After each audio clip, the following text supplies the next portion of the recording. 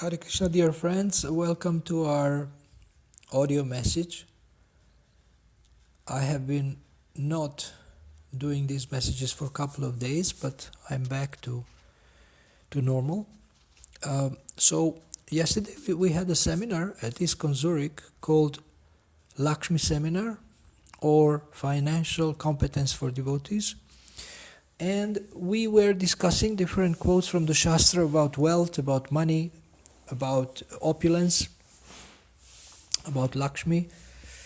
But we didn't have time to go through all the quotes by Srila Prabhupada, and especially we didn't touch on the quotes from the letters of Srila Prabhupada.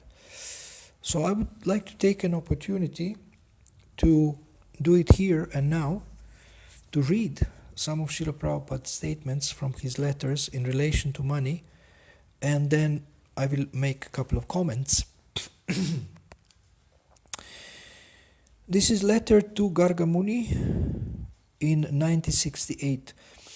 For serving the Lord, we require to sacrifice our life, our wealth, our intelligence, and our words. One can serve the Lord with these four possessions. If not with three, if not, then with two or even one, and that is sufficient to please the Supreme Personality of Godhead. So one of these four that are mentioned, life, wealth, intelligence, words, pranair, artair, diya, and vacha in Sanskrit. Srila Prabhupada continues, I wish that you can utilize your best talents in business organization, and the result utilized for Krishna satisfaction is on the absolute platform. To make the idea more clear, if I am translating Srimad Bhagavatam, and if you are contributing for its publication and helping for its distribution, this means there is no difference between your service and my service. In the absolute platform, there is no such distinction, and service is always on the absolute platform. One has to make the best use of his talent for the service of Krishna. That is wanted. Best example is Arjuna, that he utilized his talents, military science, in the service of Krishna. So in this letter, Srila Prabhupada is encouraging a devotee who is a businessman to make a lot of money and to engage it in Krishna's service, and in this way, by using the results of his work, he can get purified results. So if you like to make a lot of money, if you like to have a lot of money, you can actually earn a lot of money. It's not material if you use it for Krishna's satisfaction. And one example that he is giving is in relation to the publication of books, publication and distribution of books. Why? Because these books are full of glorification of the Supreme Lord. And they are full of the descriptions and explanations how one can get free from the modes of material nature, how one can get permanent liberation by realizing his eternal position. Then in his letter in November 1965, letter to Sally, I proposed for starting the restaurant with a view that you may become one of the richest families in America. One can become rich only by trying his luck in business. It is not possible by serving others. One should have an independent source of income that is possible only if one is engaged in business or in landlordship. If you can invest $20,000 in a property in New York, which is worth $100,000, you can have at least $1,000 per month as the rent of the house. So in 15 years' time, you become the proprietor of a good house in New York, which would fetch you $1,000 per month. That is my next proposal. I think you can invest $20,000 some way or other, and if you can, please do it immediately, because there is a chance also. So here is a very clear, very practical business advice, full of numbers, full of clear instructions. So Srila Prabhupada encourages this person, Sally, to invest in the property and then to rent it and to have regular passive income.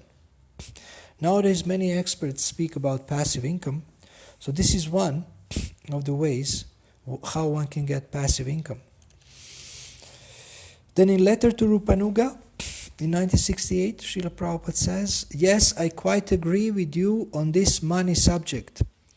This subject matter I have discussed here also. The difficulty is that in your country, the brahmacharis cannot go and beg from door to door. Therefore, the process which is now adopted by Hamsaduta is coming to be very helpful. But boys who are not engaged in the temple service during the daytime, must try to get some money by working or some other way. Without money, it is not possible to exist in the material world. Although Krishna is always on the background, still Krishna advised Arjuna that you have to fight and at the same time remember me. The same principles we have to follow. We have to work just like others and at the same time think of Krishna constantly. Outsiders should be educated to know that we are in the most humble service of the human society. So here Srila Prabhupada explains that everybody has to work, and that if one wants to get money, and even if brahmacharis, even brahmacharis can work actually, getting employed, as far as I understand. So to get some money by working or some other way maybe some kind of a collection. One can sell the books, one can sell candles. We used to sell candles in the 80s. And one can sell incense. Some devotees sell paintings. But the idea is to engage the money in the service of Krishna, in supporting the temple, in supporting the prasadam distribution, in supporting the book distribution. So everyone has to do something, everyone has to work. If you find yourself not having money, most probably you're not working enough. In a letter to Brahmananda in 1968, Srila Prabhupada says, regarding Mr. Wade's promise to Gora Sundar to pay $225 to $250, they must keep their promise. Otherwise, it will be not possible to do business with them if they change their word of honor. You must say to Mr. Wade like that. In business principle, what is promised, that must be kept. If the promise is not kept, then we are not going to deal with them. With such business firm, even if it may be very big. That should be our principle also. So I think, on this principle, we can arrange with them, and I shall give you bank reference when they require. So Srila Prabhupada was teaching his disciples not to be naive and not to allow people to cheat them in relation to money issues or property issues.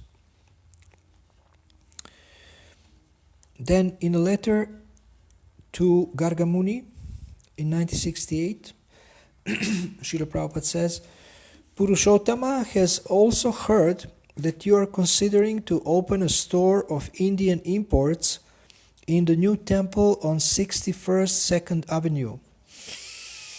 This idea is approved by me And please try to do it nicely to help support and make improvements in the new large temple. If this temple can be made very attractive, then surely it will attract many people to join us in Kirtan and to take interest in Krishna consciousness. Also, you may resume your job as circulation manager. We have a much improved back to Godhead since you have last done this job in New York, and I know that you may do very good service in this regard. If you can help your God brothers in selling ads also, it will be very nice. So here Srila Prabhupada is encouraging his disciple, who seemed to be a very, very skilled manager, to manage the Back to Godhead production and distribution of the magazine about Krishna consciousness, Back to Godhead magazine. And he is approving the idea to open a store of Indian imports. So the idea of this kind of business is to support the new large temple. So it's very clear that business can be used in Krishna consciousness. Another letter to Gargamuni in 1969. I am pleased to note that your store, the Spiritual Sky, is doing successfully. Krishna has given you nice talent for doing business, and I am glad to see that you are using it. There is no need for you to contribute to my book fund immediately if you are unable. Do it as it becomes convenient for you. Now here Srila Prabhupada is giving some space to a disciple to develop a business before starting to help directly the production and the distribution of books. And Spiritual Sky was actually mainly incense business, but I think they expanded it to some other items. So items that are related to worship, items that are related to spirituality, items that are related to India. Mm-hmm. And Srila Prabhupada was very pleased that this business was growing, because everything was to be engaged in Krishna service. And then letter to James Doody, 1969. Regarding your job at Krishna Lights, if you're getting a good income from this business, why should you stop it? Our philosophy is that we should earn honestly as much as possible and spend it for Krishna. So earn honestly as much as possible and spend it for Krishna. I understand from Shyama Sundar that you have agreed to help pay the rent on the newly occupied house there. So if you can actually do so, it will be a great service to the society and to Krishna. I therefore would advise you to continue with this business. So here is a person who is making good money with his business, and he agreed to pay the rent for the new center or the new temple, and Srila Prabhupada was very, very pleased with that.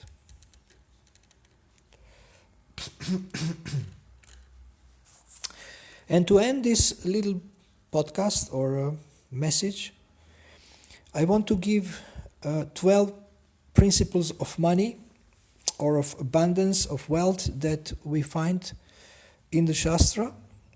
At least I have noticed this. If people do not quarrel, Lakshmi stays with them or comes to them. Then Bhagavan principle, there is abundance in the Lord's creation. Then gratitude for everything we already have. Then giving charity. The more you give, the more you get, so you can give even more. Then be careful how you spend money, don't waste money. Then you can save money also and use it in Krishna service or for any emergencies. Then great respect for Lakshmi or for money also as Krishna's energy. Understanding that Lakshmi is Krishna's energy. Krishna can give you unlimited money if he is sure you will not misuse it. Don't be greedy for money. The best use of money is use it in Krishna's service, and don't be afraid you are performing fruitive activities if you make money. Because you don't want to use it for your own sense gratification. So thank you very much for listening, and hope to share soon with you some other message, spiritual message. I wish you a wonderful day, and Hare Krishna.